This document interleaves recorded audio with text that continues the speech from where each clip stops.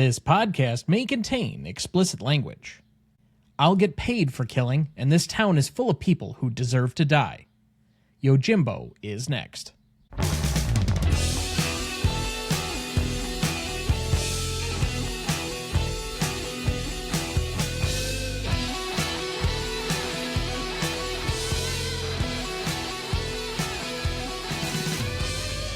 Welcome to the Greatest Movie of All Time podcast, the show that uses a unique grading style to redefine what the greatest movies are. I'm Tom Duncan. And I'm Dana Duncan. Now, what would your samurai name be? I don't know, but you are trying your best to shave your head to look like a member of the Japanese... I will never do a man bun. I'm sorry. Okay. No top knots, no man buns. Doesn't really happen here. My hair is strategically kept short, although, I'm getting quite to the point where, it's pretty bad back here, and I'm going to have to make some considerations before too very long. Well, I don't understand why you're going bald, because there's enough fertilizer running around up there.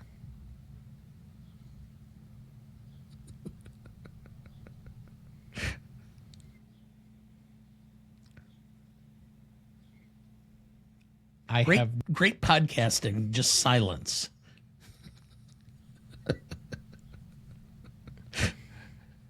Okay. Not really sure how to respond to that one. Okay.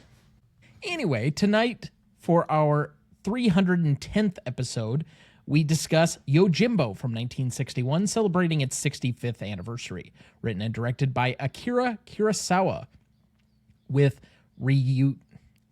this is where we're going to start to get interesting. Ryuzo Kikushima and Hideo Oguni. Cinematography by Kazuo Miyagawa. Music by Masaru Sato. Editing by Akira Kurosawa. Starring Toshiro Mifune as Sanjuro, Ejiro Tono as Ganji, Tatsuya Nakadai as Unosuke, Saizaburo Kawazu as Saibei, Kyu Sazanka as Yushitara. God damn it. I know people are just laughing their ass off right now. Isuzu Yamada as Orin, Daisuke Kato as Inokichi, Takashi Shimura as Tokuman, Hiroshi Takakawa as Yoichiro, and Yosuke Natsuki as, I guess, the farmer's son, whatever that may be. Yojimbo was released on April 25th, 1961 in Japan on an estimated budget of $631,000. It is estimated that Yojimbo made $2.3 million, finishing at the number 4 position at the Japanese box office for 1961. Critics were mostly positive at the time and have been since, and it was nominated for 1 Academy Award for Best Costume Design at the 34th Academy Awards that year. In 2009, the film was voted at number 23 on the list of the greatest Japanese films of all time by Japanese film magazine Kinema Junpo. Yojimbo was ranked at 95th on Empire Magazine's list of the 500 greatest films of all time. In 1962, Kurosawa directed Sanjuro, originally intended to be a straight adaptation of Shigeru Yamamoto's short story Haibi Heian, I think that's how you pronounce it, or in other words, Peaceful Days, but was reworked to include Mifune and his character following the success of Yojimbo. Yojimbo has been remade several times, including with A Fistful of Dollars from 1964, a Western directed by Sergio Leone and starring Clint Eastwood in his first appearance as the Man with No Name. Leone and his production company failed to secure the remake rights to Kurosawa's film, resulting in a lawsuit. It was settled out of court for an undisclosed agreement before the U.S. release. A second, looser Western adaptation, Django from 1966, was directed by Sergio Corbucci and featured Franco Nero in the title role. Last Man Standing from 1996, a Prohibition-era action film directed by Walter Hill and starring Bruce Willis, is an official remake of Yojimbo. Both Kikushima and Kurosawa specifically listed in this movie's credits as having produced the original story. Outside of remakes, several other films and other works have been inspired by the basic premise of an outsider joining a criminal group to defeat them from within. James Bond screenwriter Michael G. Wilson compared the story of License to Kill from 1989 to Yojimbo. Screenwriter Lawrence Kasdan stated that his inspiration for The Bodyguard from 1992 was Yojimbo with Steve McQueen as the lead. Other works that pay narrative and visual homage to Yojimbo include Star Wars: A New Hope, Star Wars: The Last Jedi, and Samurai Jack, the cartoon from the early 2000s. Yojimbo currently holds a 96% among critics on Rotten Tomatoes, a 93 score on Metacritic, and a 4.3 out of 5 on Letterboxd. Now, of course, we can't do this by ourselves, so we welcome in our returning celebrity guest, the host and creator of Cinemusts, making his third appearance on the show to date. It's the Beehive State bombshell of Bardcraft. Please welcome back Myke Emal.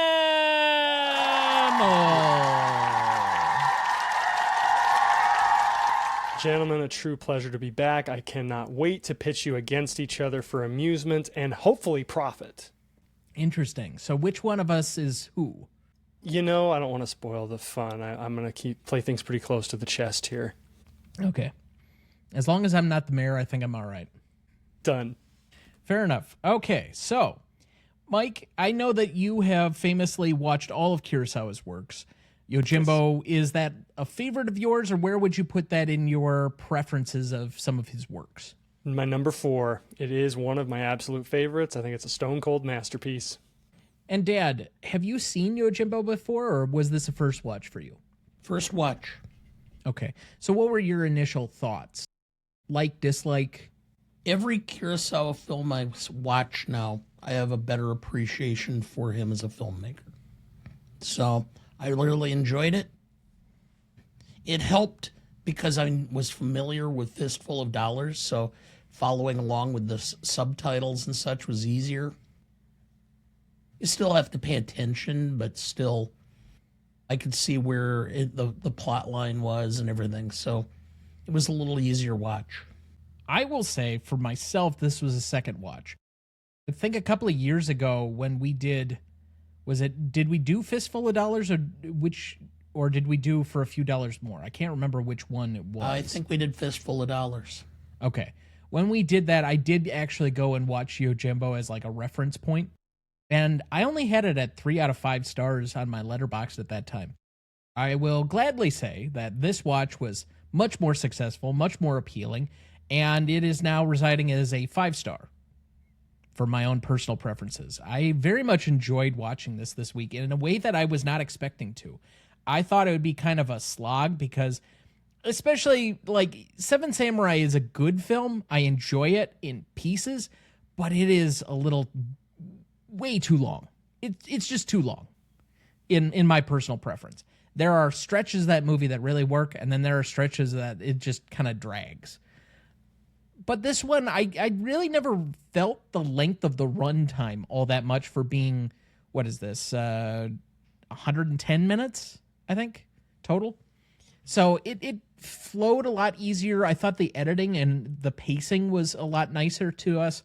And I don't know, it never really seemed to get lost. It was much more entertaining than some of the other Kurosawas that I could give or take. I mean, I think I've seen probably about 6 or 7 different ones now. And with the exception of like High and Low, I think I've enjoyed them all for the most part. I know that's a controversial take, but eventually I'll have to return to it. But that being said, I was surprised at how much I enjoyed this time around. So, like, what was the difference? Like, you'd mentioned the pacing seemed a little long. Was there anything else that, like, popped? I'm wondering, in the compare and contrast, because I had watched Fistful before I watched Yojimbo, if that kind of affected where I was at with things.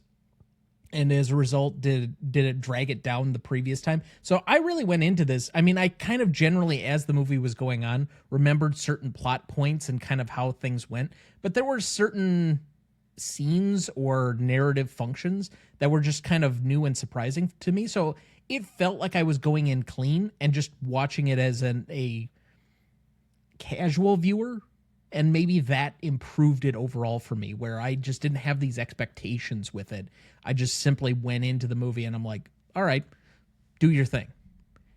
And maybe it's just where I was sitting at any one particular time that all of a sudden I'm like, yeah, I really enjoyed this.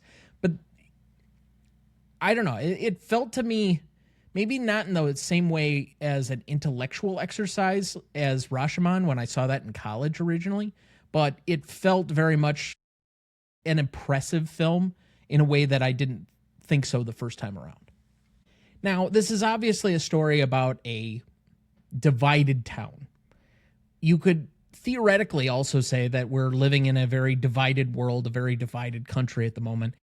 The town that is represented in this film, what exactly does it represent? Does it represent political corruption, economic decay, human nature under pressure? I mean, where do you guys stand on kind of the moral attitudes of this town? It's a pretty, on the surface, simple tale of just the corrupting power of greed and power. I think one of the beautiful things about Kurosawa, especially like his samurai movies that are, very well regarded like this one, that they do still feel very, very modern, that they're set in specific eras of Japanese history, but they are usually a comment on Kurosawa's contemporary Japan, and yet the situations still apply to 2026 United States, in that division is used as a tool to profit the few and subject the many. And I would say in this one, I think it's really reflective that there is at least a specific line in the middle of the film that says really all they care about is winning versus the other person. And you could say that is very much likened to a modern context, especially what we're experiencing in the political climate of the country at the moment. I think ultimately what you're discussing is that the fences are down. So it's complete chaos, which I think ultimately is what ends up happening. I mean, we've had enough guardrails up to keep things kind of in line, but now some of those guardrails are being knocked down and we're seeing much more tumult. I think that's kind of what's happened here. Everybody's involved, so there's nobody to regulate. So they just kind of ally against each other and create a mess. Now, I don't think in any way that the film is advocating that the only way through is violence. However, the violence in this movie is met with a lot of humor. And does that make the violence in the film more palatable? Because, I mean, there are some very humorous characters in the film and specifically set up for that.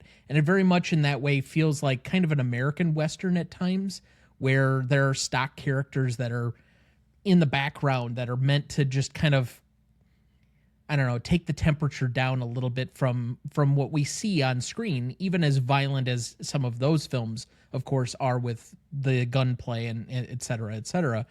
In this one, we have somebody pitting two rival gangs essentially against each other and trying to have them essentially eliminate both of each other at the same time to give the town peace. That's not necessarily an option in real life, and it certainly doesn't apply to the modern sense, but how do you see the blend of humor and the violence in this film? I don't think it totally makes the violence palatable, because when the violence really hits, it's still quite jarring. Like, we have some very graphic shots of, dismemberment and, arterial spurts and, town, buildings in the town being destroyed.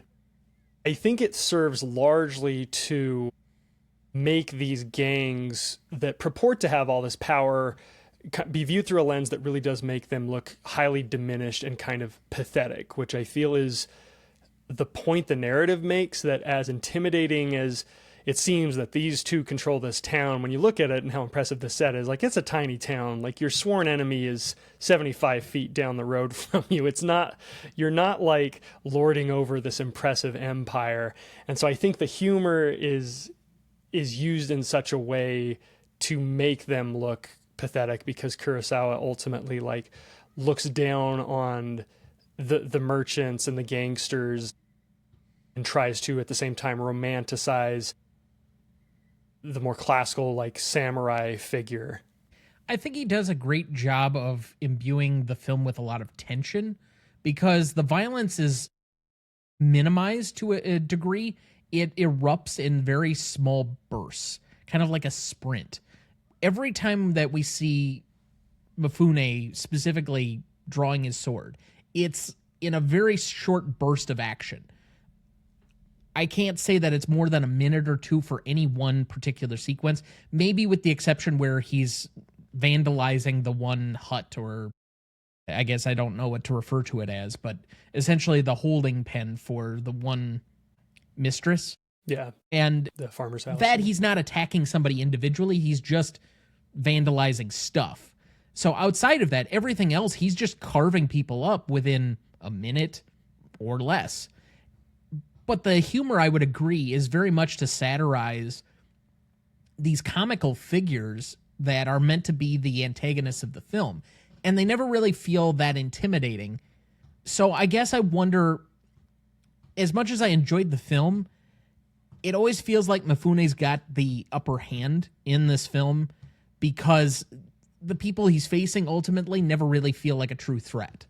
As somebody who did criminal defense work for a number of years, there is an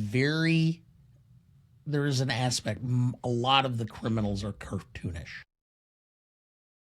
And because they're in court because they're stupid. Okay? Smart criminals don't get caught. All right? They just don't. The police don't have the time or the resources to catch the smart ones. It's the dumb ones that get caught. They usually do something really stupid. And half the time, they are cartoonish because they're puffing themselves up, trying to seem more violent and intimidating, because they really aren't. And so it's a lot of puffery. And I think that's what we're talking about here, which is these people are cartoonish, and I think that's what you see a lot. Yeah, he's overemphasizing a certain performative masculinity that's highlighting a lot of insecurity.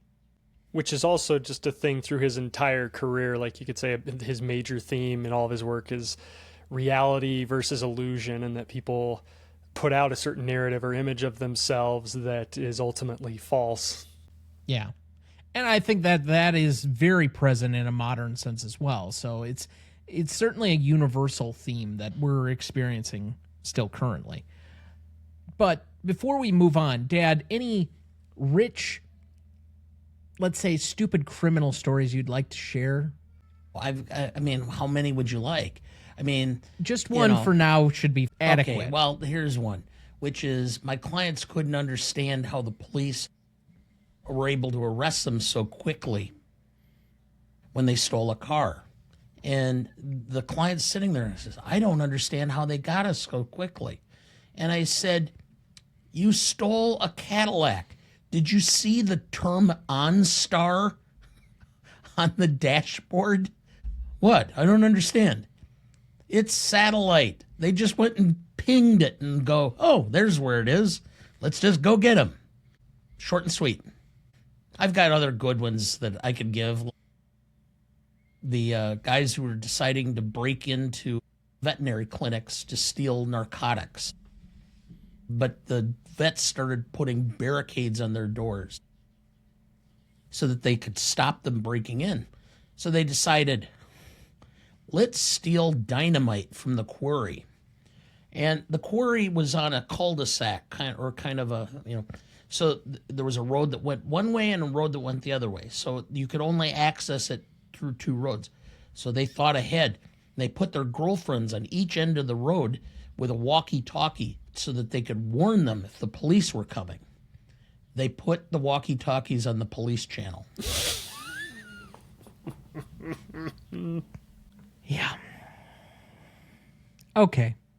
But before we get too much further, Dad, do you have our plot summary ready for us? Oh, I do. In a small, lawless town divided by two rival gangs, Toshiro Mifune plays a wandering ronin who sees an opportunity. Pretending to work for both sides, he tricks each gang into fighting the other, hoping to wipe them out and bring peace to the town. As his plan unfolds, the violence grows, and the innocent people are caught in the middle. The ronin must rely on his intelligence and sword skills to survive as both gangs begin to suspect his true intentions. In the end, he faces the consequences of his dangerous game while trying to restore some sense of justice. Thank you, Dad. So what is the film about? Ultimately, crime doesn't pay. I mean, I very much highlighted the violence of the film. He's essentially a man of violence who's contracted and makes his living by being violent, but he tries to use violence against others, in this case where he pits violence against violence, for the greater good. It's kind of...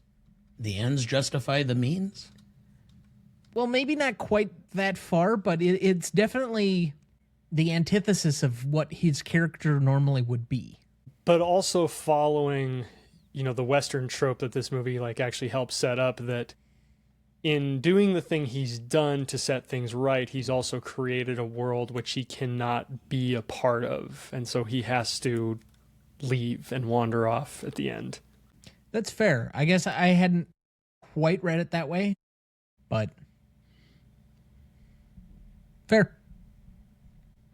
Did you know Sergio Leone was inspired by the film and made the famous spaghetti western A Fistful of Dollars from 1964 with a similar plot? However, because Leone did not officially get permission to remake this film, which was copyrighted, Akira Kurosawa sued him and delayed the release for 3 years. Leone paid him a sum plus 15% of the profits. Interestingly enough, Kurosawa himself stated that he based his movie on The Glass Key from 1942, an adaptation of Dashiell Hammett's novel, without officially crediting either source. However, various critics and readers of Hammett's work have noted that Yojimbo's overall plot is closer to Hammett's Red Harvest and not The Glass Key. The Glass Key is a very excellent film, by the way. I have no knowledge of it. Never seen I don't remember who was in it. Brian. Please say Dennehy. I saw it in my freshman year of college. Oh, let's see here. Alan Ladd, Veronica Lake, Brian Donlevy, William Bendix, Yep. Joseph Kaaya, Benita Granville, and Richard Denning. Doesn't look terrible, although you would have to rent it right now. But Yeah. It's worth watching. political boss Paul Madvig falls for the reform politician Ralph Henry's attractive daughter Janet, despite the caution of his best friend Ed Beaumont. Paul's efforts to disassociate himself from the criminal underworld backfire, however, when he is accused of murdering Janet's disreputable brother, and a casino owner Paul had offended sends his sadistic thugs after Ed in revenge. Not even 90 minutes. 85 minutes. Yeah, looks kind of noirish. I could get into that. Yeah, I was watching WGN on Monday mornings. I had no class, so I was watching in 3 consecutive weeks. I watched The Glass Key, Double Indemnity, and Rebecca. Nice. Not bad. It's a good lineup. Not bad. Did you know Akira Kurosawa asked his sound engineer Ichiro Minawa to come up with a sound effect to be used when a sword is cutting and killing someone. After testing out slicing a sword into beef and pork, he finally found the perfect sample, putting 2 wooden chopsticks inside a raw chicken, then hacking it with a sword. I don't know where you come up with that. Foley artistry is on another level. The sound technicians, there really should be a little bit more, like a full doc on how sound development worked from like certain decades and moving through time.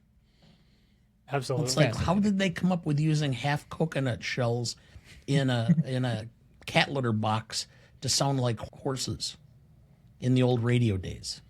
Now, the real question is could a 2-pound bird carry a 5-pound coconut? Depends if he holds it by the husk. Did you know? Masuro Sato was instructed by Akira Kurosawa to write whatever you like, so long as it was not the usual period samurai film music so commonly used by all the major studios at the time.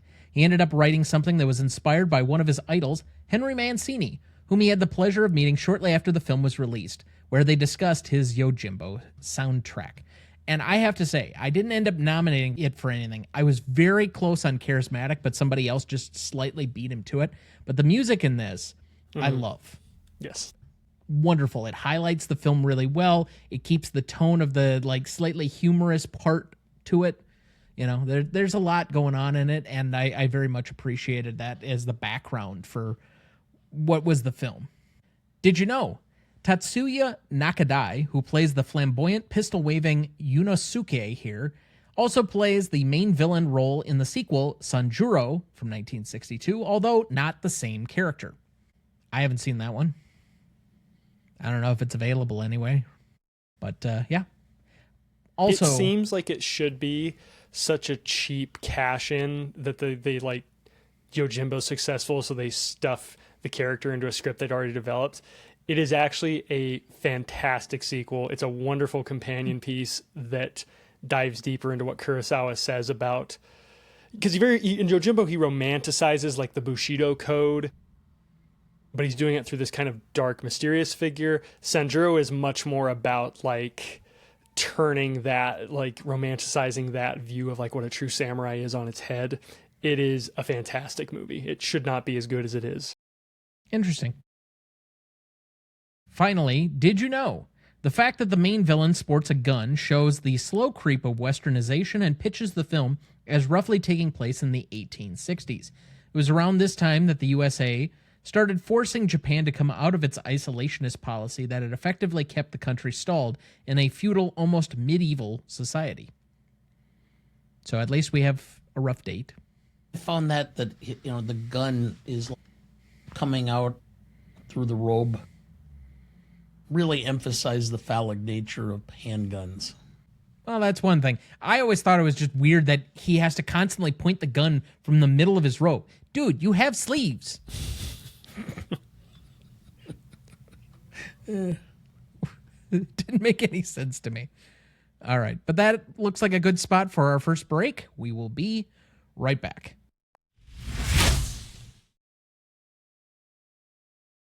Before we jump back into the episode, next week for our 311th episode, we are set to discuss A Knight's Tale from 2001, celebrating its 25th anniversary, written and directed by Brian Helgeland, cinematography by Richard Greatrex, music by Carter Burwell, editing by Kevin Stitt, starring Heath Ledger, Mark Addy, Rufus Sewell, Paul Bettany, and Alan Tudyk. You won't want to miss that one, so watch ahead of the show by searching the Real Good app to find where it's streaming for you. That's REELGOOD. Before we get too much further, let's check in with our guest. What's going on with you, Myke? What are you working on, and where can people find you?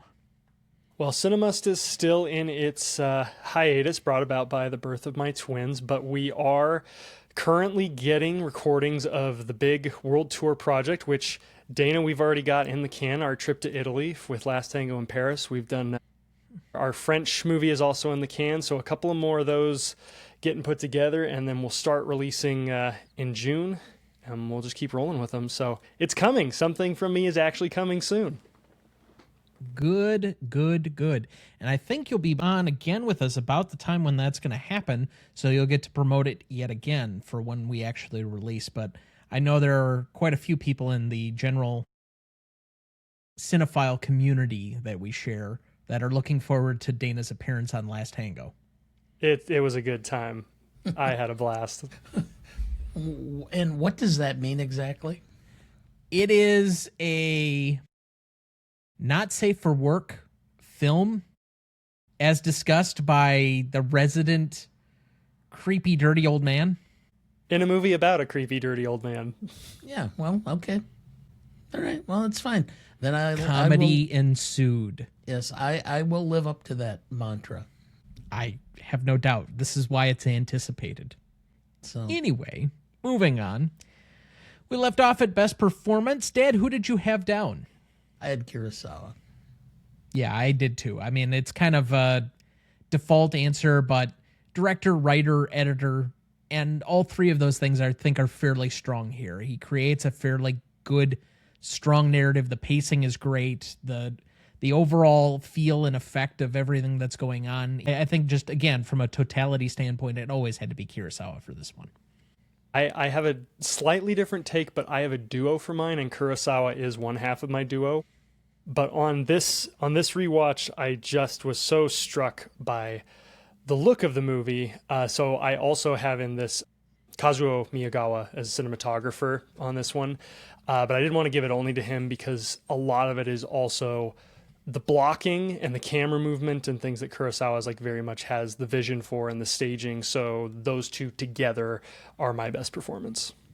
Yeah, I have no objection there.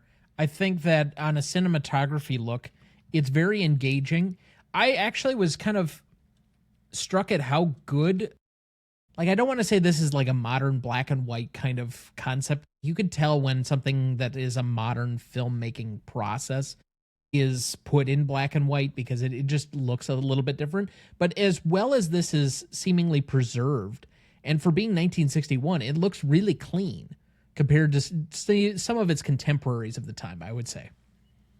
I would say it might be Kurosawa's best looking movie. The part about it that I liked as far as the look more than anything were the little things. The leaves rustling and blowing, the wind with dust whipping around, creating a sense, because it would, I mean, you'd see the whirlpool or the, and I think it showed or kind of led you to understand that the next was going to be a period of real tension in the film because it's all going to be turned up here a notch. And it was like the spiral or the, I don't know what you would even call it, just the dust and the wind blowing around would kind of exemplify the fact that this is going to be a period of real tension again in the film. Each time it seemed that to be the case.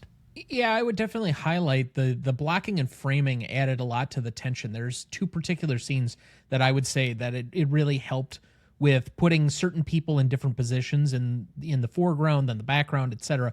One is at the table where they come in and they kind of confront Mifune's character, Sanjuro, and he's trying to reach for his sword and they keep flipping back and forward with seeing his hand creep across the table. I think that was a really great use of tension, but you see everybody clearly in the shot. And I think that's a wonderful use of like a very close space. But then the final sequence where he kills Unosuke, I think that's correct. And he's asking for his gun back. You can see the two onlookers, you can see Unosuke and Sanjuro all in the same framing. And I thought that was a really good use because clearly the two of them think, he's an idiot for giving the guy his gun. And he clearly looks like he's about to use it right when he just can't anymore. And so he's kind of had that upper hand, but the way that was framed, I thought was excellent as well.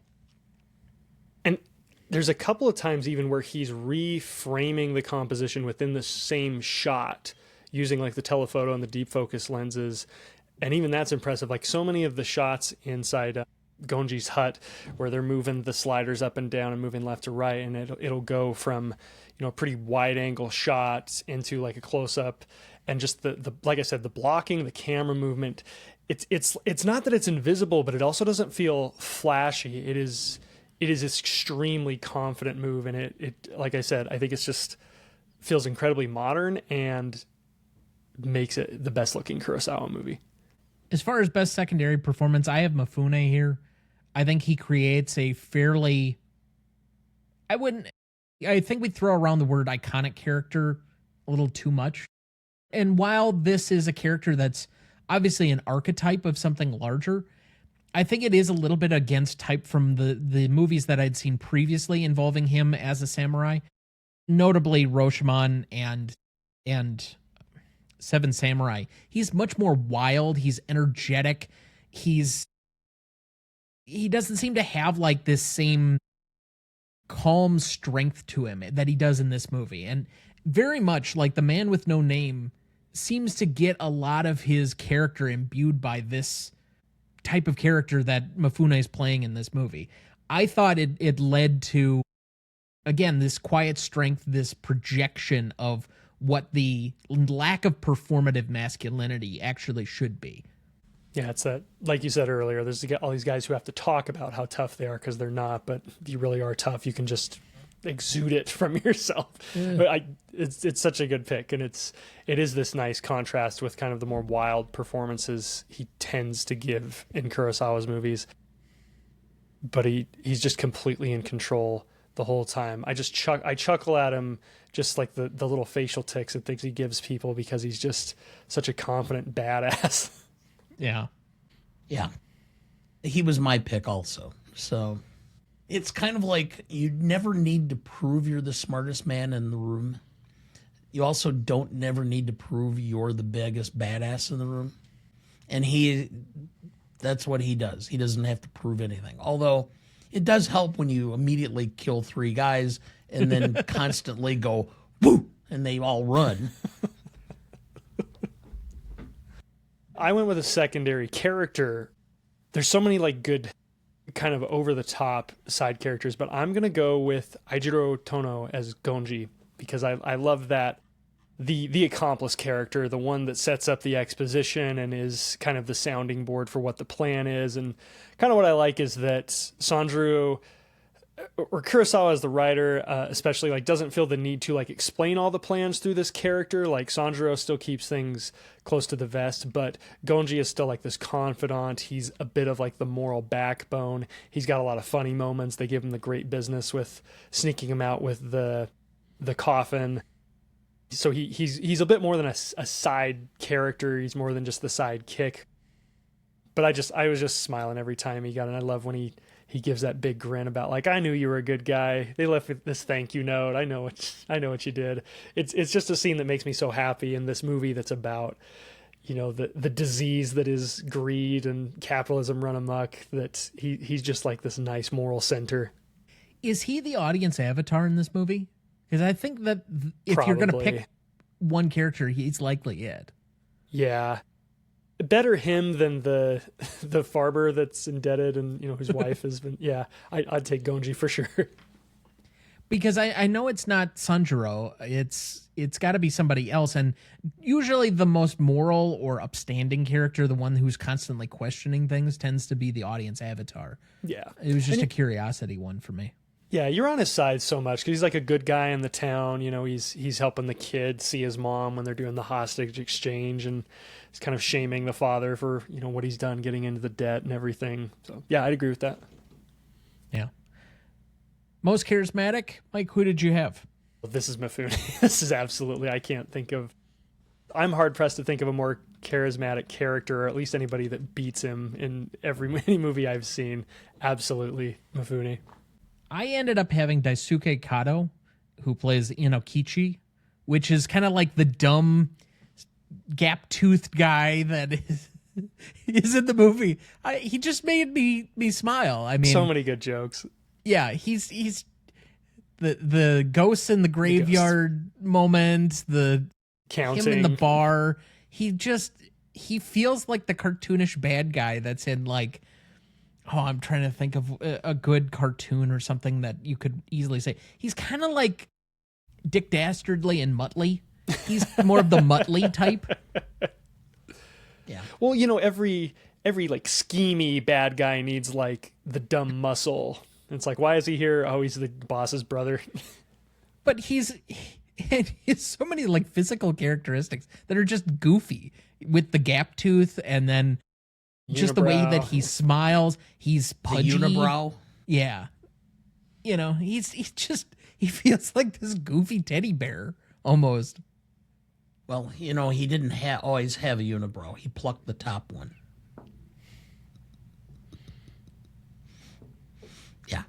Sorry, Anyway. I've heard that joke way too many times to be able to laugh at it yet. Maybe somebody else will get that. Who did you have, Dad? Tatsuya Nakade. Simply because I thought he reminded me of just the sheer badass in all of the spaghetti westerns, which would have been Van Cleef. Lee Van Cleef. Yep, Lee Van Cleef. Simply because, he just was a good-looking guy who seemed like he had it all together, but he just fell a bit short. Well, there's a lot of hubris to that character with the gun and flashing it around, and he thinks it's like the ultimate power or the ultimate weapon, and he can never be felled as a result of it. But I don't know. It's like that your comeuppance is coming. Well, especially, such a good structural introduction that he comes in a little before the halfway point as like the character that's going to put Sanjuro in check, because Mifune is clearly outmatches everybody in the town. But when Inosuke shows up, like now we actually have an antagonist. We have somebody who can go toe to toe with him. He needs a little bit of technological advantage, but he can do it. Well, I mean, the one big dumb goon, theoretically, just by his sheer size, you would think at least present some challenge, although he knifes through him pretty quickly in the final sequence. Yeah, not really. I was expecting when he was asking for the gun, Mifune to say, "All right, in all the commotion, I know what you're thinking. Did he fire 5 shots or did he fire 6?" But I guess I was a little ahead of its time. Just a few years. Just a bit. Same decade, but just a little ahead of time. I think it's about 10 years exactly. I think Dirty Harry came out in 71. Actually, you might be right. I was thinking 69 originally, and now that you mention it, it might be 71. He does seem like a 70s character. Well, yeah. Well, we'll leave it at that because I don't mean to spoil the party. We're being given a ration of crap pretty much seemingly every time that he comes on that Dirty Harry is not yet on the schedule. Oh. And I'm sure most people can figure out which guest of ours that is. Yeah, well. Clint Eastwood. He's probably listening to this at Home Depot right now. Let's move to Best Scene. I have 5 nominees here. Welcome to Town, High Noon, which is the first kind of pseudo battle where they don't actually attack each other, but they meet in the street like it's West Side Story. I have Freeing Nui, I have Escape, and then I have Final Showdown. Do I need to explain further any of those? I think they're, for the most part, fairly descriptive of what I was trying to go for. Do either of you have any additional scenes you'd like to highlight? I actually don't. Okay. So of these 5 scenes, what is the best scene to you? Freeing Nui. That's what I had too. It is the emotional turning point of the movie where we do finally kind of get a bead on what Sanjuro's motivation is, or what kind of a person he really is after so much time of him playing things close to the chest and everything being like this performance of a badass. We kind of finally get to see his true colors. We get a fantastic piece of quick action staging, and then we just also get the great beat of he's done such a good clean job that he's got to make it look like a messy job and also convince everybody that this was actually 15 guys instead of 1. So it's very funny, it's very emotional, it's action packed, it's a huge turning point for the character. It's this sequence that does so much and is a massive turning point for the story. I would agree wholeheartedly.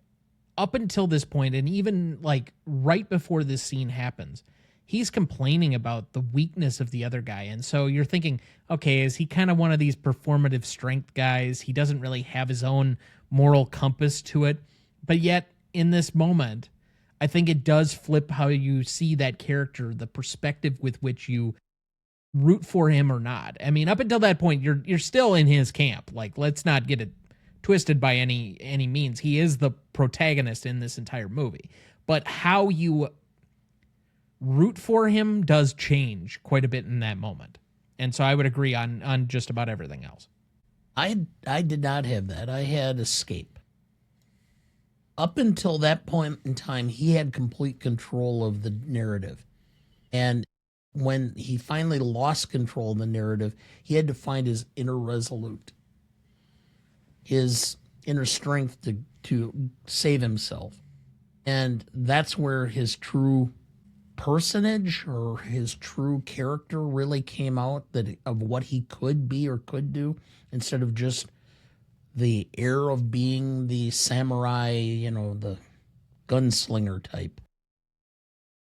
So to me, that was a point where you saw who he truly was.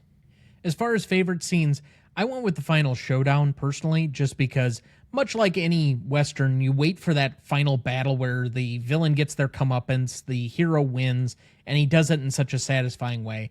It would be the moment in the movie where I would easily go back to it and I'm like, yeah, let's get him, kind of thing. So favorite scene, that was an easy pick. I think it's probably for Inui, but for the sake of talking about more, I'd say Escape would probably be my favorite. For you get to see like the fruition of all the scheming that, Seibei's been taken down. You kind of have the joke that even at death's door, Sandro's still like, stop here, I want to look, this sounds amusing. So still a laugh. Still this moment of payoff, and great moments of tension that are balanced with jokes. The casket maker running off and them having to trick into carrying the other half to the graveyard is pretty great. Yeah. Mine was High Noon, and it's simply because it was so absurd. I mean, you just knew at this moment in time that these people had no chance. They were going to just completely be wiped out by him without any real effort. Unfortunately, it ended up becoming a little more effort than I think everybody thought was going to happen, but yeah. It just was ridiculous. All bluster and no actual fight. I don't know how you want to put it, but yeah. Most indelible moment, I had Welcome to Town. It is striking to me when you first come upon this town and everything that's been going on. Because, I mean, there's a couple of minutes where he's spent wandering around and he's at that farmer's house and the son leaves, etc. So there's that whole conversation. But when he actually gets to town, nobody's around. It feels completely vacant, basically like it's a ghost town. He comes in and Gonji's just kind of supplying him with all of the exposition that you really need to understand most of the story. It just feels like it's a really great way of world building within a few minutes, and you kind of recognize what the tone and tenor of the film is going to be just from the pure set design and how it's shot. So to me, that was striking and why it's my most indelible. I'll piggyback on it. It's mine too, and a very specific moment. It's the dog in the hand. I teach a media arts elective, and my students and I were in our filmmaking unit, and we're talking about how you show don't tell, and I was just like, that's it. Like you said, like that's the tone of the movie. Like this is violent, it's somber, but also this is like weirdly funny that this dog is just prancing all happily down the street with a human hand in its mouth, and everybody just that's just life in town. It's such a good setup before you even get to the whole exposition on how the power struggle's all broken down. Yeah, what is it with dogs that like having appendages hanging out of their mouth? We have a famous story in our house with a dog and a deer leg. Ooh. I think they know something we don't. Dad, your most indelible? Final Showdown. I just thought the wrap-up was what I'll remember, and the scene with asking for his gun. That just kind of, like, somehow that's going to make things all right. He'll enter Valhalla. Yeah, okay. Anyway, that looks like a good spot for our second break. We'll be right back.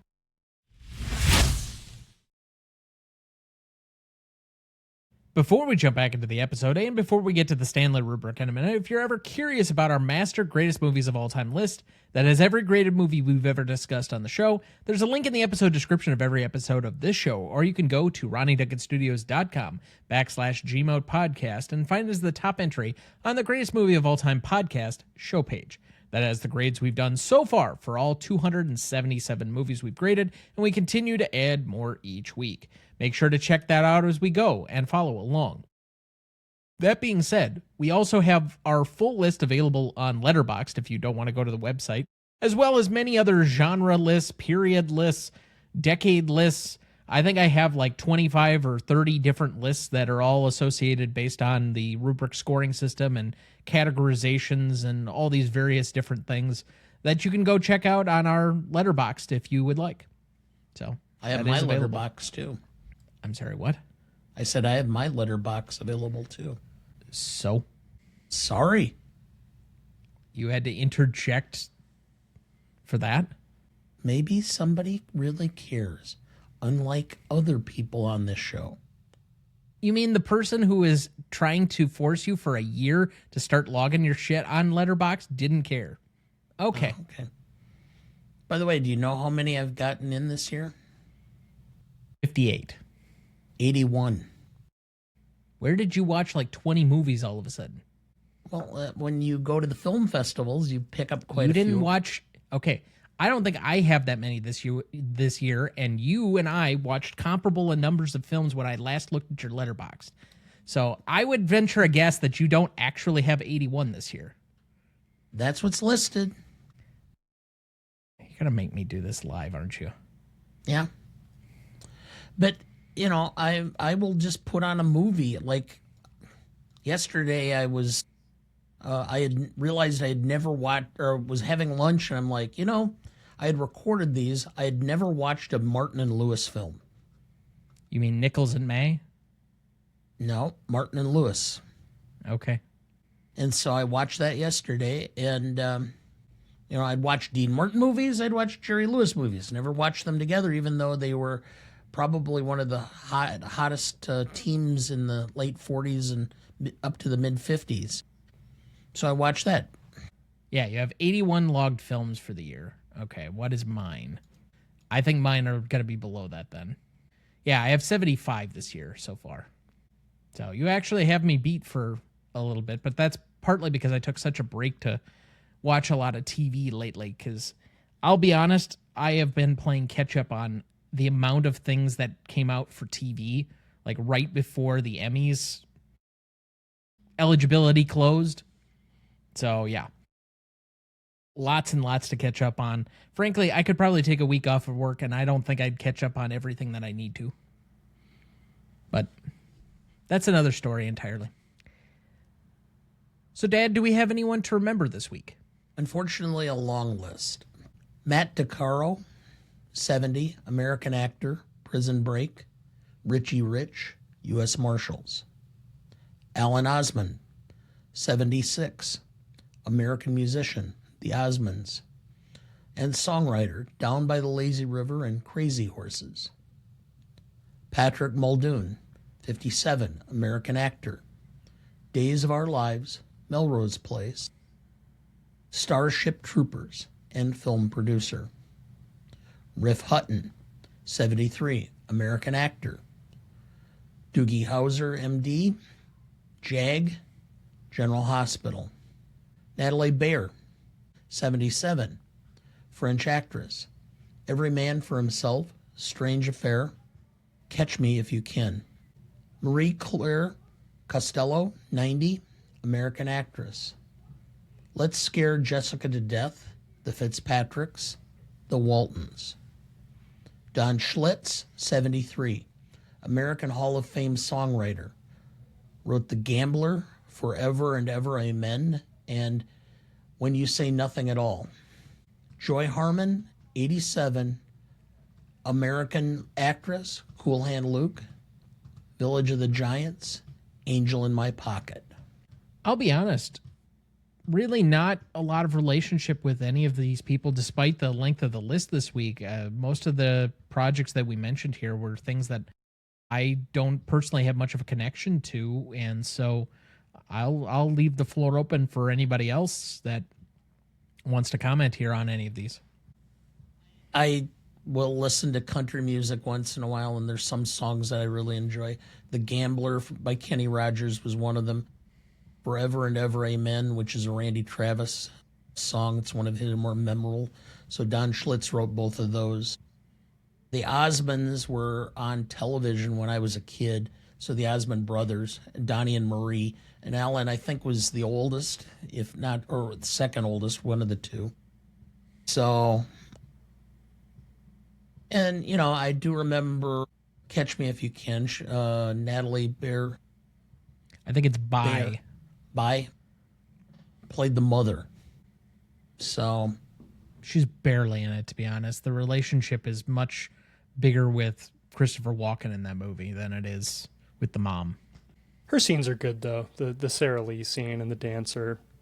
It's been a while since I've gone back to it, to be quite honest. I mean, I think it's coming up for eligibility, not next year, but the year after for like anniversaries and such. But that'd be one to potentially catch. Yeah. Up until recently, it was very unrelated. Yeah. But we remember these here fondly for their contributions with a moment of silence in their honor.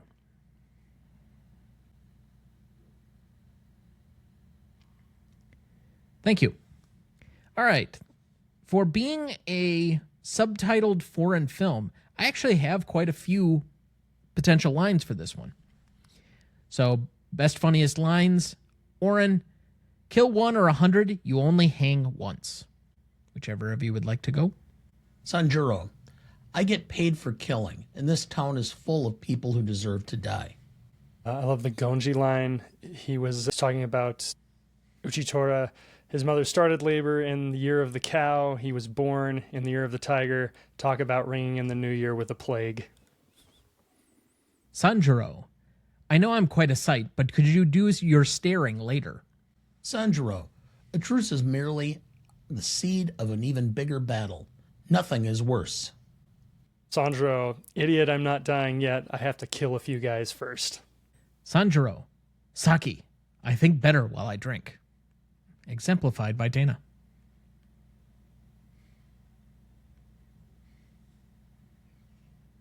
Well, at least he's somewhat more tolerable. I'm always tolerable. Okay. Unsaki, gunfighter, say, Samurai trash, are you there? The entrance to hell. I'll be waiting for you.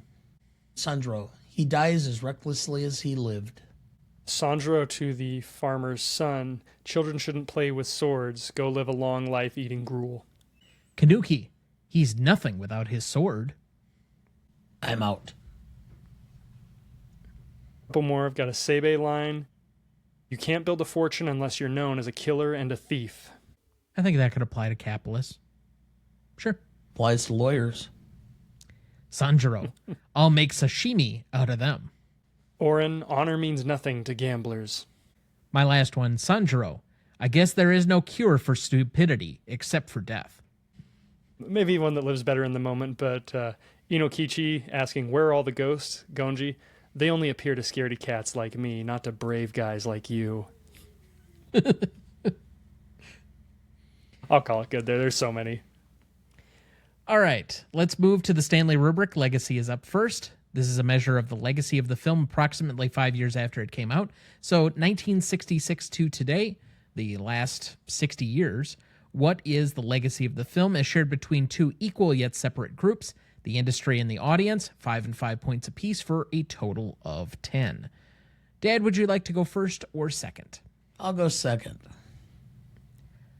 This is a hard one to measure. It's kind of in this tweener zone, and we often find some difficulty with measuring true legacy on an international film. Among the industry, Yojimbo is probably more celebrated. The fact that it has so many remakes, so many offshoots, so many additional things. I don't think I'm willing to go quite to a 5 because I don't think it has the name brand recognition overall that some other things might have. You know, your obvious ones being Citizen Kane or Casablanca, or the ones that immediately you say and just about everybody knows. Even among the industry, I'm not sure it's quite there, but I think it has enough offshoots that as a film in totality, I would give it a 4.5 for the industry.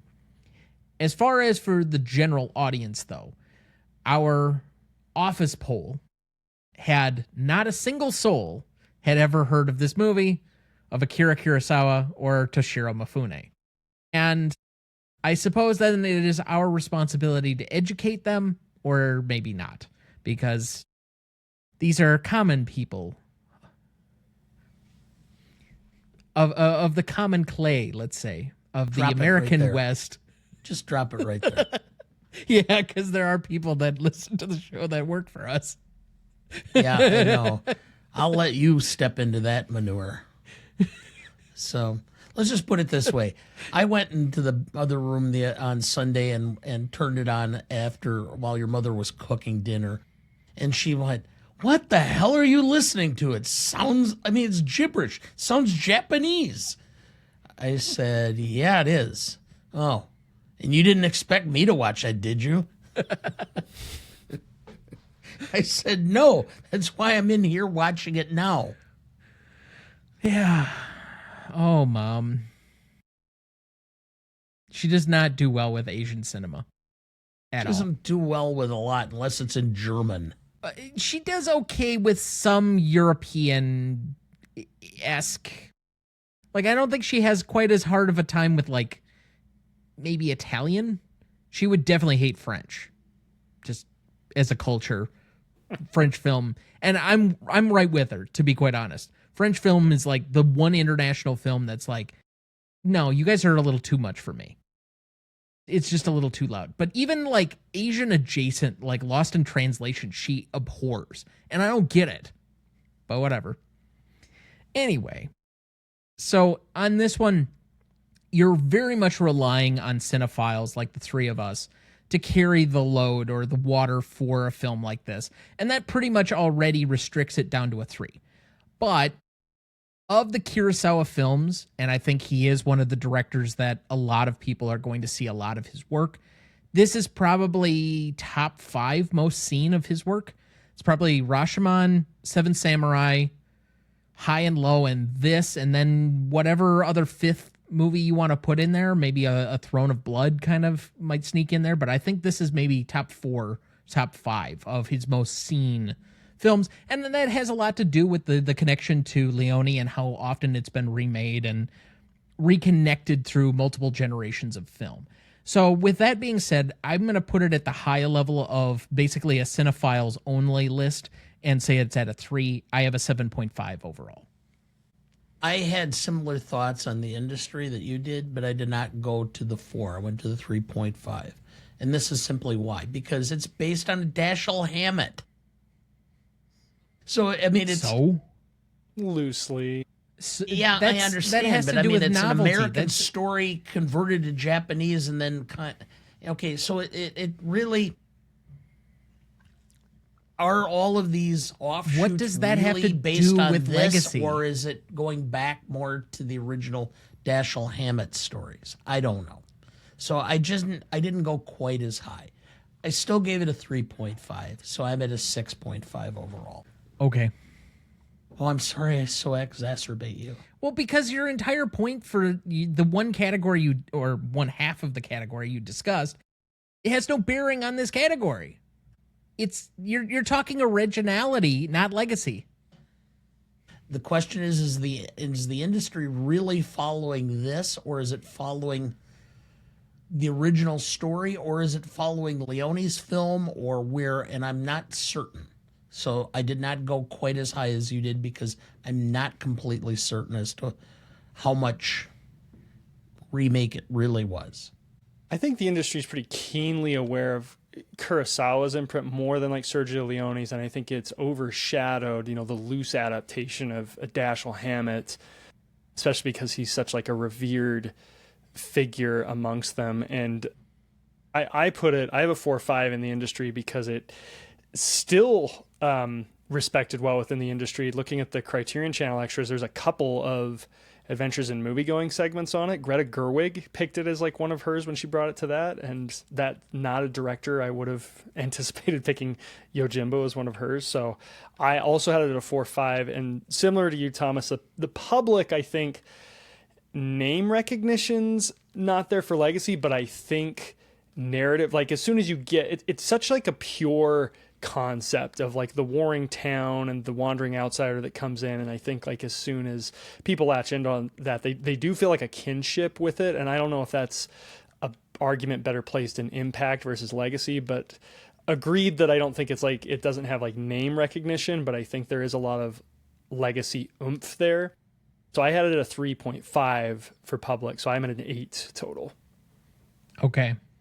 So that is going to slightly ruin the average, but that is a 7.33 average between the three of us. Let's move to impact and significance. The 5 years that we just discounted for legacy, we basically take the same scoring system that we had for legacy and we apply it to impact and significance. So within the original 5 years after its immediate release, 1961 to 1966, we look at the impact and significance among the same two groups, the industry and the audience, 5 and 5 points apiece for a total of 10. Dad, you let me lead off the last category, so it is your turn to start. Within that 5 years, I'm at a 3 for the industry. I think it had some impact on, well, it had the sequel that came out, so I'm going to give it that aspect because it was popular within the Japanese film industry. And I'm going to give it the same 3 I gave it for the public because I think that, again, this kind of just created a whole book of Kurosawa films and interest and such, and I actually want to go see the sequel now, actually. I think that a lot of cinephiles probably have the same kind of ilk. They kind of have some interest in it, and so I'm going to go with a 6 overall. Okay. I'm not terribly different. I think as a industry staple, the fact that it was remade pretty quickly twice, both Leone and I think I said Carbucci was the other one, into Westerns, has evidence that international film was at least like burgeoning at this point between Kurosawa and then you had, I guess, is this the era of Bergman? But I know it's, you definitely have Fellini's going on during this time. You have the French New Wave that's starting. Godard is pretty heavily in this period of time in the late 50s, early 60s. So the international film scene is exploding before we eventually get the Hollywood Revolution or the new Hollywood at the end of the 60s, which is very much a takeoff of the international film scene. I think that this film in particular has a certain amount of influence, both in the Japanese film scene as well as internationally. And so because of that, I'll grade it on a soft curve a little bit and put it at a 4 there.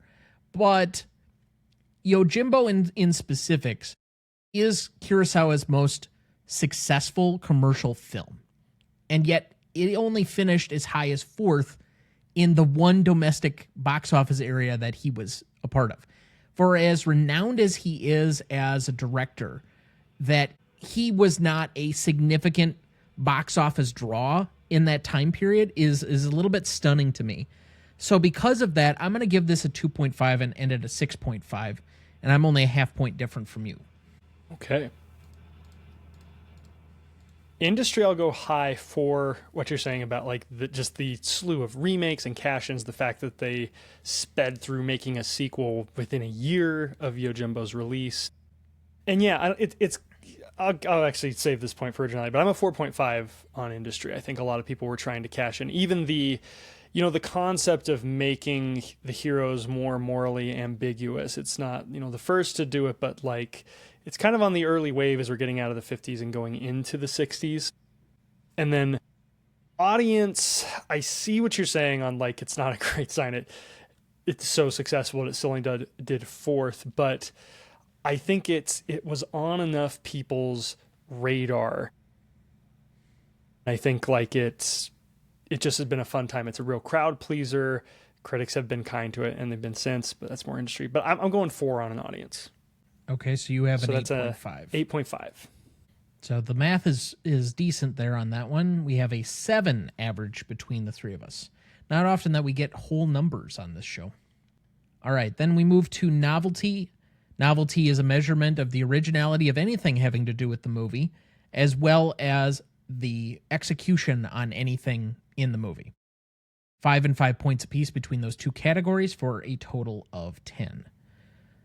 As far as originality, this is what? And Mike, you'd have to probably check my math on this, but I think it's probably a half dozen. This is like the 5th or 6th time that Mifune specifically has been in a samurai film from Kurosawa at this period in time. I mean, we're talking at least Hidden Fortress, Throne of Blood, Seven Samurai, Rashomon. It is kind of, I guess, a samurai film. So, yeah, I think this is, as far as that goes, it's a different tone change. That's what I'll say. Like, it's subject material wise, modernity wise, it's not quite there. Yojimbo is still, though, a samurai film with the same two primary parties influencing each other. And so I can't give it huge high marks, even though I think the film is a bit of a tone change. As we said before, Mifune is playing a much more reserved, a quieter strength character than he had been up to this point.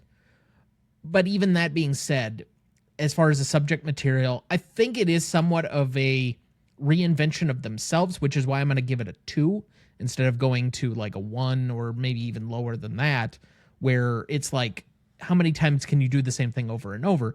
But it's still executed very well. So I'm going to give it a 2 on the originality, but I give it a 4.5 on execution. Not everything in the movie worked for me. I think there are a few things as far as the writing that could be a little, just a tiny bit better. And I mean, I'm splitting hairs here. I think this is a very well executed film, as obviously evidenced by me saying earlier on in the evening that Yojimbo now holds a 5-star rating on my personal Letterboxd.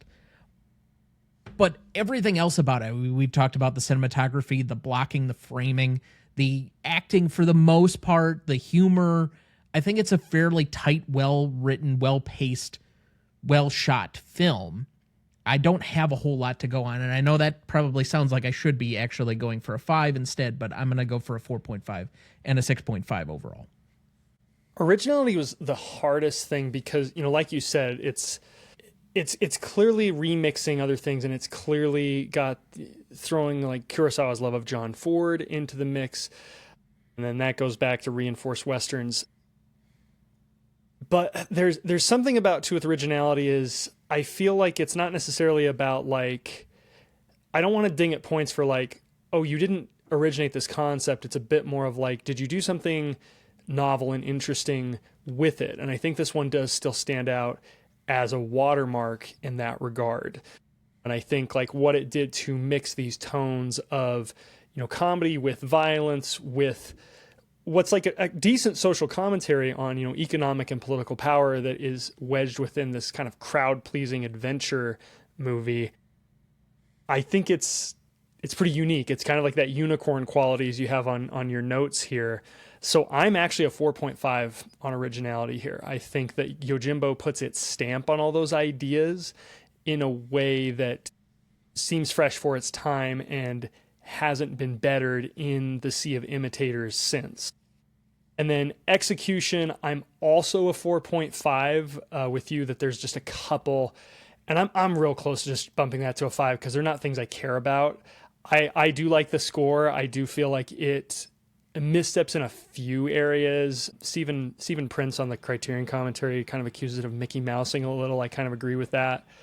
The final showdown, the Westerner in me kind of wishes the bad guys like with a personality, so you know, like the big giant guy and the dumb brother. I wish they had like more unique deaths and send-offs, but it's also like in the service of the pacing that he just gets them all with one swoop. So it's like, those are my nitpicks. I think it's well acted. I've said it's already gorgeously shot. It's paced super well. The production design on the town is top notch. So I'll go 4 or 5 for a total of 9 on Novelty. All right. Well, on execution, I'm just going to go with a 5 because I had no problem with any of this. I mean, you have to take into account, yes, he was a master at this point in time. He but being, it's not like, huh?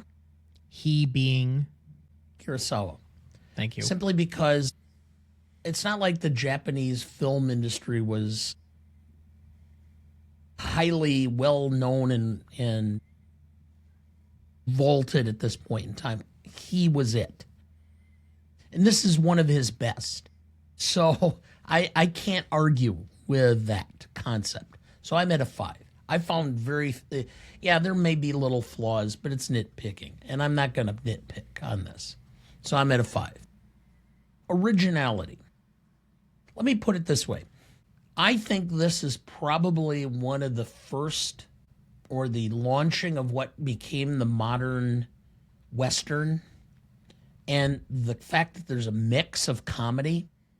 I mean, I was trying to think before 1961, Western that had jokes or that had characters that were... Rio Bravo. Okay, a couple. That's it. Oh, And it there was were not more like, than a couple, and Stumpy is a intentionally humorous character. Well, okay, that's one of the few.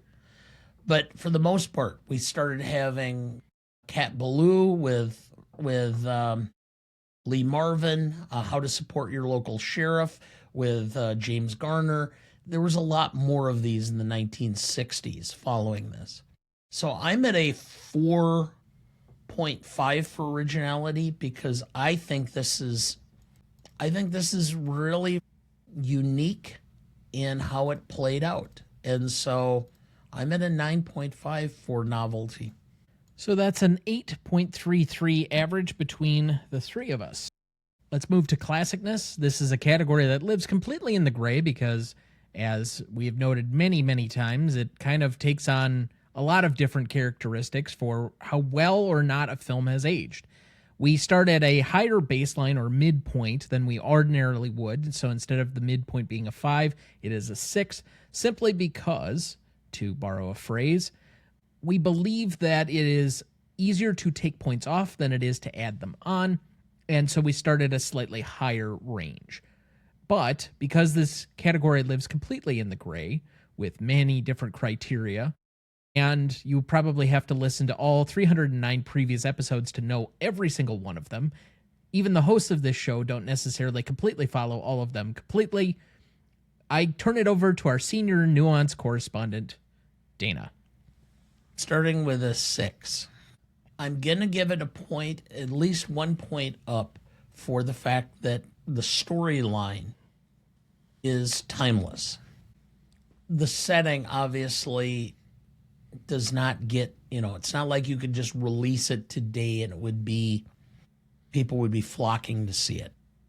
You'd have to update it. So I can't give it that much more.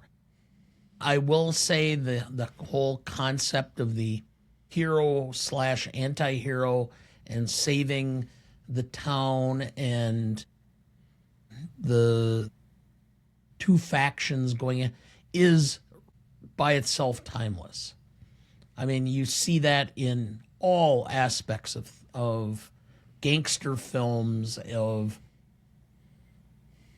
drug warlord films, etc. So I'm going to give it another half point up. So I'm a 7.5 overall for classicness. I don't find any reason to really detract from it. I mean, it's a period piece, so I can't really say that anything would be a reason to detract. So I'm at a 7.5. I equally do not have anything for Yojimbo to really take points off of. In fact, all of the weird foibles that you might be able to say here or there, such as selling your wife because you have gambling debts, feels fairly modern by common standards, given the amount of gambling and gambling addiction and gambling crises going on in the country at the moment, as several headlines get made. I think that this film, if you wanted to throw on some of the more universal films or the borrowed themes, let's say the anti-hero, the more conflicted, more ambiguous central protagonist, I think you could probably tack on actually another point. I originally had this at a 7.5, but I think you made enough arguments I could actually add more to that. The one place, and I had this at a 2 for timelessness, which would move it actually up to an 8. The one area where I will say a slight bit of drawback is the movie is a product of its time. Like, the choreography and the stunt work with the swords and the rest of it looks kind of goofy now by a modern standard. Like, when we have modern techniques and you see the blood spray and all of the other stuff, to go back to something like this where you clearly see the sword kind of just like miss guys or hit them in the back and then they just fall down, it's like, well, okay. I mean, I get the time and place that it was, but, you know, it doesn't take me out of the film, which is why I'm only going to take off a half a point, but it's like that really goofy looking blood that's like red-orange at this point in time. And you're like, well, I guess that's what you had for blood back in 1959 or 1963. And it's just like, oh, it's noticeable, but, you know, we'll overlook for the most part. So I'm at a 7.52 at least for the moment. Okay. Well, I usually kind of just like start with a 10 and look for deductions, and I don't find many because I'm sucked in from the first sequence. I'll say things that, you know, I think even, you know, for things you could maybe go after, like the female character is not being well represented, but you know, the movie is set in this criminal world that, you know, the hero and the filmmakers like clearly condescend to and look down on. So yes, like a subplot of like, you've sold your wife off to gambling, like this is a disrespectful part for women. It's like, well, you know, there's a point being made here. And, you know, on the other hand, we have Seibei's wife, who's just cold calculating the brains of the operation, but she's such a cool character, and like how she finagles and how she tries to win Sanjuro back by saying it was all just a joke. I still find the character endearing. I don't mind the kind of hokey choreography because I think it's to a point about like what real sword fighting is, and kind of a point the movie is trying to make is, you know, the big thugs, the caricatures of bad guys, you know, when they're raiding Seibei's fort and burning it down and they're killing people, you know, it takes them like 20 hits with that. And I think that one lost me a little bit, that it takes like so many, but it does show like the lack of discipline. Whereas you go into Sandro, where the action is staged, where the buildup is the entire point, as you mentioned earlier, Thomas, like it's all about that buildup so he can make the one accurate calculated strike, and that's all that he needs. And I think that's to a point. So even though it's all done, you know, in one take and it's not very flashily edited or choreographed, I think it speaks true to like what they're saying about the character and how he's the true disciplined warrior. He's the real deal. So I am at a 9 for classicness. Alrighty. So that should be an 8 average between the three of us. Finally, we get to rewatchability. This is insert your own subjective test here, 1 to 10.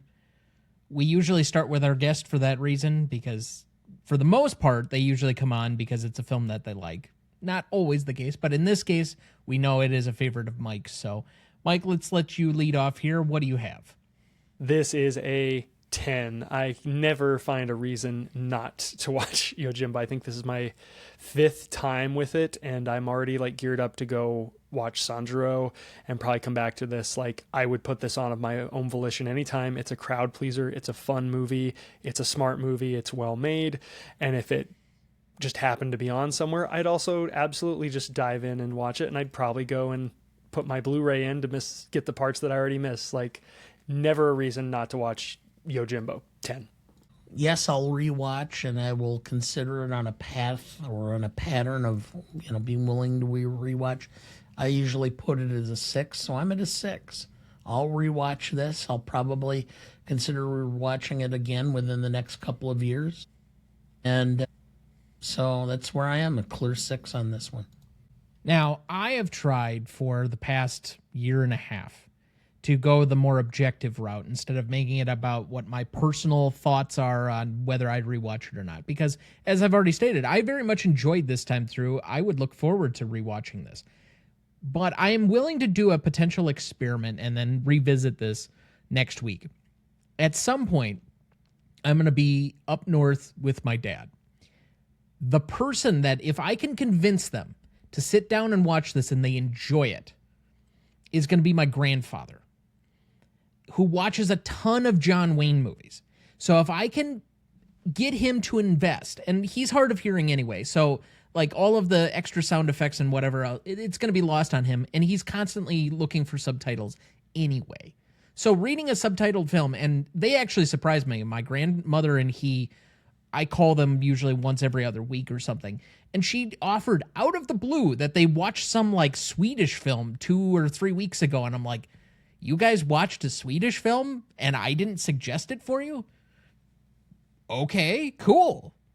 So I think that there is at least an opening there. If I can get my grandfather to watch this, I'd be willing to move it up. But what I'm going to say is that the length, the pacing actually work well for this, but it still has some of the same characteristics I've knocked off for on an objective level, because it's just not going to appeal to everybody. Black and white, older, samurai, subtitled. Like, all 4 of those are factors, unfortunately, that would normally knock it down. So while I'm willing to potentially revisit this, although it would not end up affecting the score because this is of the moment, we can't re-release the episode. I'm not going to go back and re-edit and refinish it, but I'm going to say a 5 for now. But I think this has room to grow, at least in my estimation, where if I can get somebody like my grandfather to watch it and have a good time, I'd be willing to say I was wrong. Well, it was a conversation at dinner tonight before we came on to video. And I told him that it was Fistful of Dollars, of which he then commented how much he loved that film. So, like I said, I want to hear it might be open. So if you can get him to buy into that and say, hey, I'd like your opinion as to which is the better film, he might buy it. It's very possible. So, with that being said here, that is a 7 average between the 3 of us. Then moving to audience score for this one, we had a 91% for Google users and a 96% for Rotten Tomato users, giving us a 9.35. So to recap the categories here, for Legacy we had a 7.33, Impact and Significance was a 7. We had an 8.33 for Novelty, an 8 for Classicness, a 7 for Rewatchability, and a 9.35 for audience score, giving us a final total of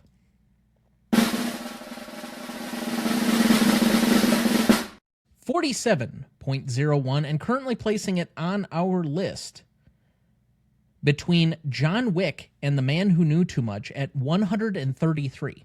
So pretty much like just slightly above the midpoint. I think we're at 100 or 270. Yeah, 200. This will be the 280th film on the list. For reference sake, A Fistful of Dollars that we covered earlier is at 191. So it's almost 60 spots apart. But as usual, if you have any commentary, good thoughts, bad thoughts, if you like the cut of our jib, you can write us at greatestalltimemoviepodcast@gmail.com. You can find us on any of our socials at gmotepodcast, or you can write us at ronnieduncanstudios.com/gmotepodcast. Or if you like our Gmote gear, I'm wearing the new hoodie. That is what is supposed to go out for people who hit the 20 mark, for which the person who was on with us last time for A Fistful of Dollars, who I did reference earlier in this episode as being the person who was likely at Home Depot while he was listening to this, Kieran, he is likely to cross that barrier the next time he is on, I think in August. So he'll be getting one of the hoodies. And I do say so myself. I am glad we chose something other than black for once. The t-shirts are black. The hats are black. We needed something that was a little bit more color.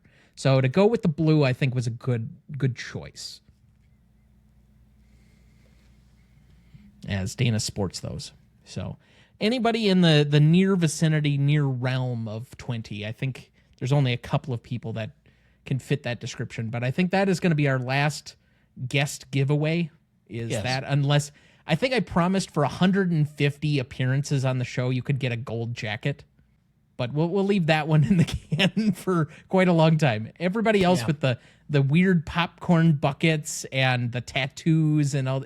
No, I think we're good. We'll sit on 20 with the hoodie, and you've now got like 4 things from us by that point: the t-shirt, the polo shirt, the hoodie, the hat. I mean, we don't give away just stickers on this show. Although I am going to look into the barware. Okay.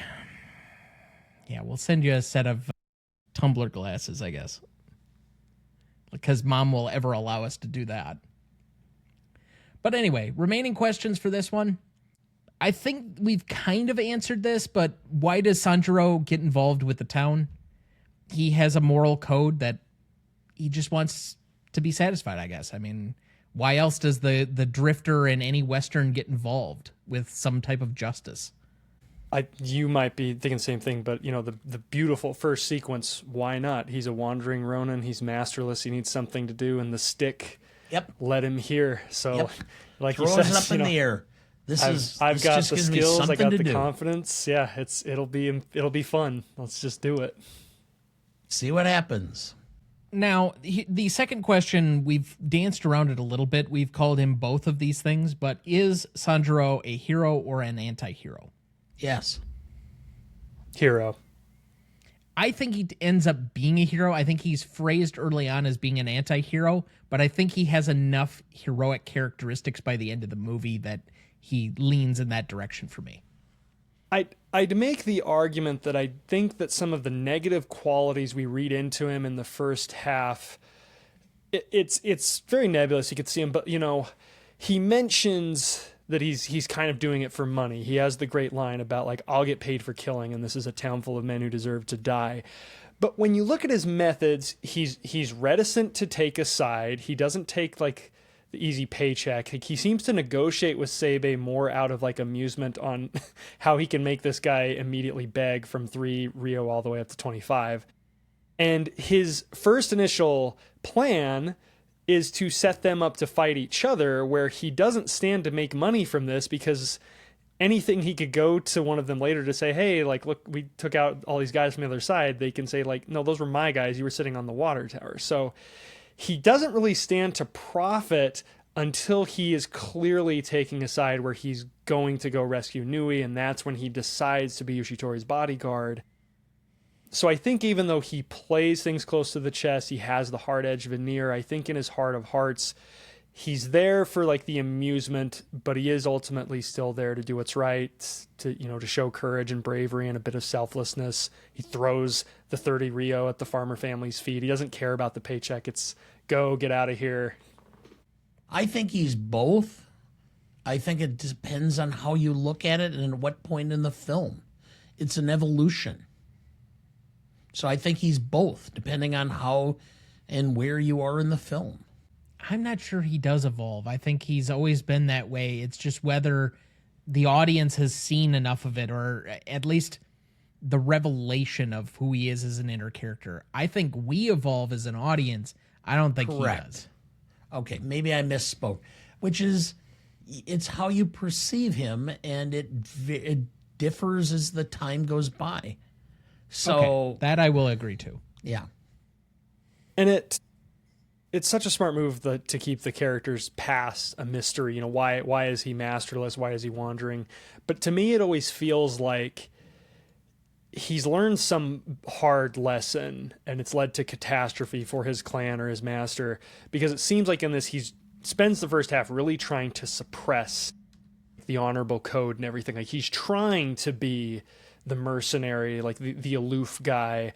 And like, there just comes a certain point where he sees the suffering and he can't help, it just erupts out of him. And that's where he gets, the big angry speeches about, calling the farmer who lost his wife a weakling, and, getting pissed at them because they insist on like showing their gratitude to him. He's calling them idiots and saying like, you make me sick, I'll kill you if you don't get out of here now. Like, it seems to come from this place where he's kind of upset that he can't suppress this like good natured part of him, but so good that they leave so much open to interpretation. Any remaining questions for either of you? I brought this up earlier. I don't know if this goes behind the camera too much, but is it, in your opinion, a mistake that the final showdown basically takes out all of our named bad guys in one swoop. Do you think the movie would be better if, you know, our big giant henchman got like his own unique death a little earlier, or if Eno got something rather than all 7 of them just a couple quick sword slashes?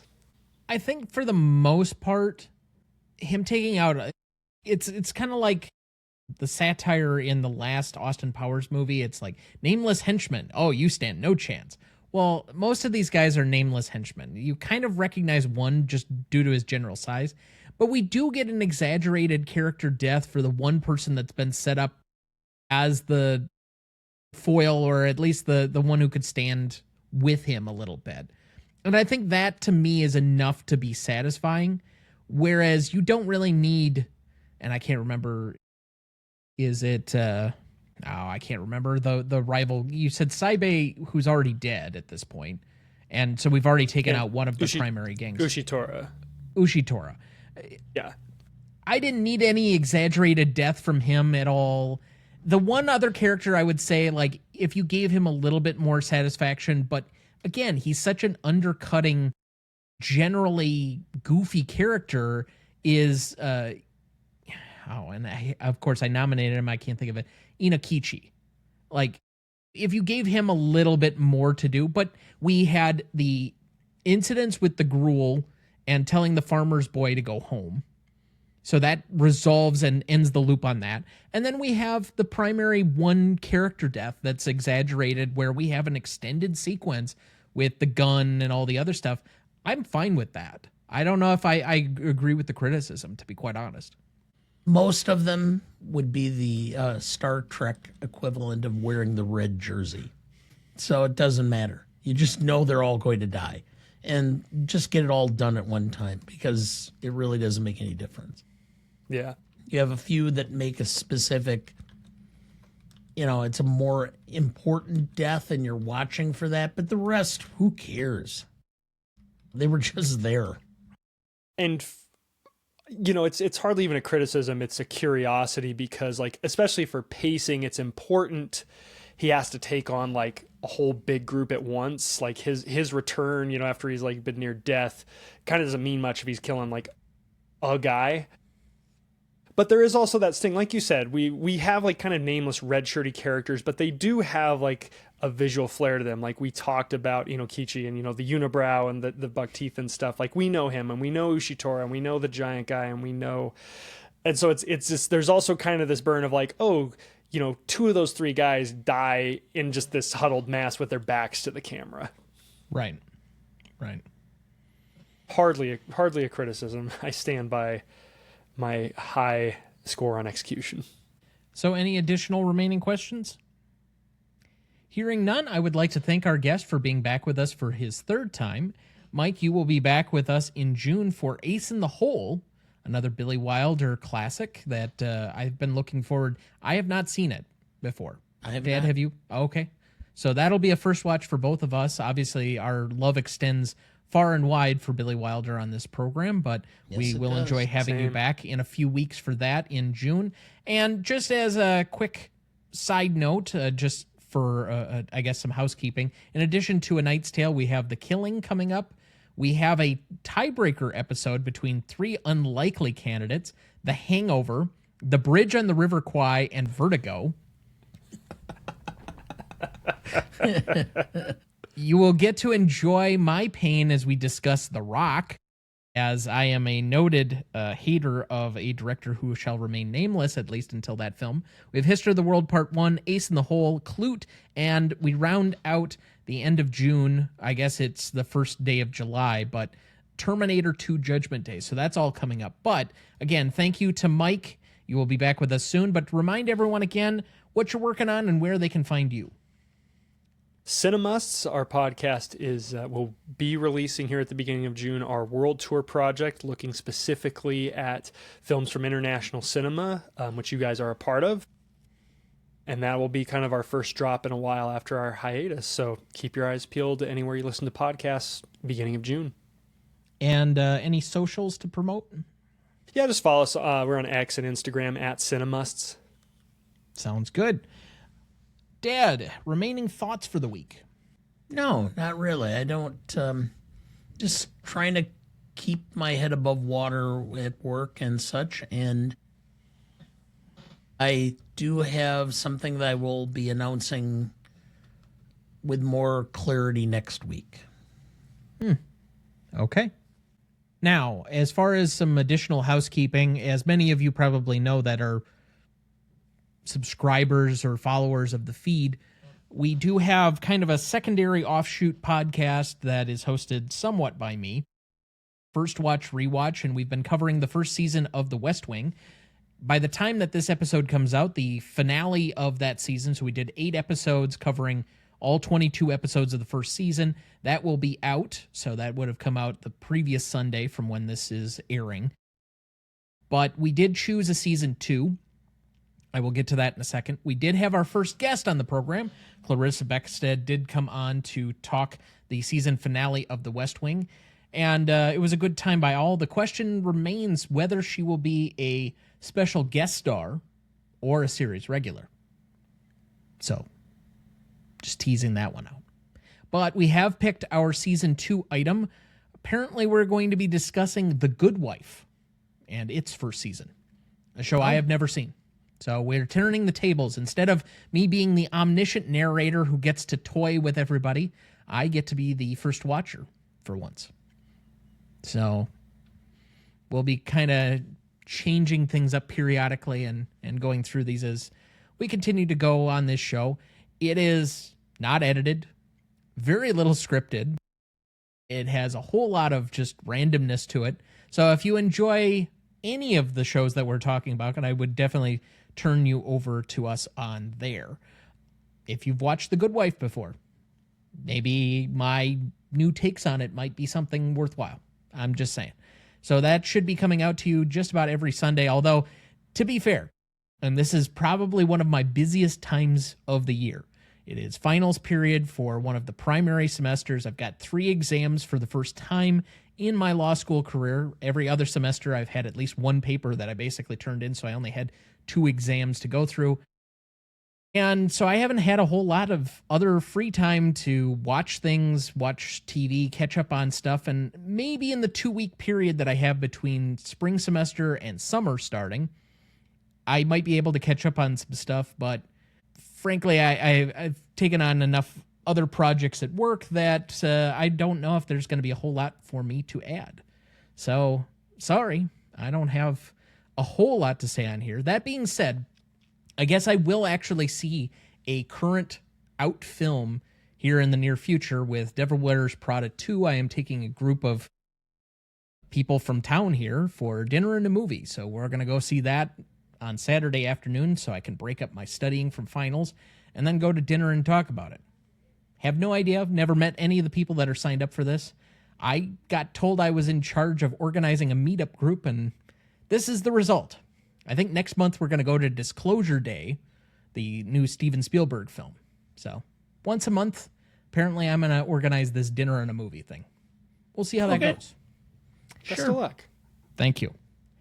But otherwise, that'll do it for us this week. Thank you for listening. I do wish we could chat longer, but I'm having an old friend for dinner. Next week for our 311th episode, we are set to discuss A Knight's Tale from 2001, celebrating its 25th anniversary. Written and directed by Brian Helgeland. Cinematography by Richard Greatrex. Music by Carter Burwell. Editing by Kevin Stitt. Starring Heath Ledger, Mark Addy, Rufus Sewell, Paul Bettany, and Alan Tudyk. You won't want to miss that one, so watch ahead of the show by searching the Real Good app to find where it's streaming for you. That's REELGOOD. Please like, follow, rate, and review, or whatever on whichever platform you have so that more can join in our fun. You can also email the show at RonnieDuncanStudios.com or at GreatestAllTimeMoviePodcast@gmail.com, or find us on YouTube, Instagram, Twitter, Letterboxd, Blue Sky, Threads, or TikTok at the handle @GModePodcast. The Greatest Movie of All Time is a production of Ronnie Duncan Studios. Our show is mixed, edited, and written by Thomas Duncan. Our music is thanks to Purple Planet Music. Our distributor is Captivate FM. Our technical provider is Riverside FM.